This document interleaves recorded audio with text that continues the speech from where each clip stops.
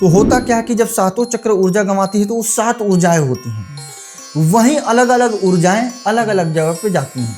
एक ऊर्जा जो होती है वो प्रेत योनि में 13 दिन तक रहता है, ठीक है, जब तक उसका श्राद्ध कर्म, उसका पिंड दान वगैरह ना हो जाए। जैसे कि गरुड़ पुराण में भी पढ़ेंगे तो अलग अलग बारी पिंड जब दिया जाता है तो उस प्रेत का अलग अलग शरीर बनते जाता है, ठीक है। उसी पिंड को चोरी भी करके तांत्रिक लोग उस प्रेत को कब्जे में कर लेते हैं, पकड़ के सिद्ध कर लेते हैं पिंड का चोरी करके, या फिर जलती हुई चिताओं के पास में भी उसको भोग दे के प्रसन्न करके उसको पकड़ लिया जाता है, ठीक है। तो वो तो एक ऊर्जा ही सिर्फ पकड़ा गया।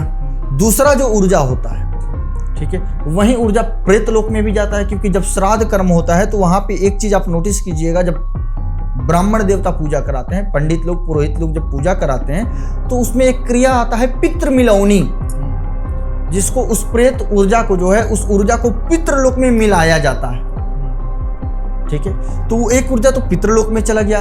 एक ऊर्जा जो होता है अपना कार्मिक दंड भोगने के लिए उसको यमराज के दूत लेके जाते हैं। और अब ये भी चीज हम डीपली थोड़ा क्लियर कर दें, ये अब तो बहुत सारे लोग सोचेंगे कि उस टाइम पे किसको समझ में आ रहा है, अपने आप को दर्द थोड़ी भोगना पड़ता है, वो तो प्राणवायु ऊर्जा है। लेकिन जब वो दंड दिया जाता है तो आपको स्थूल शरीर में लाके दिया जाता है।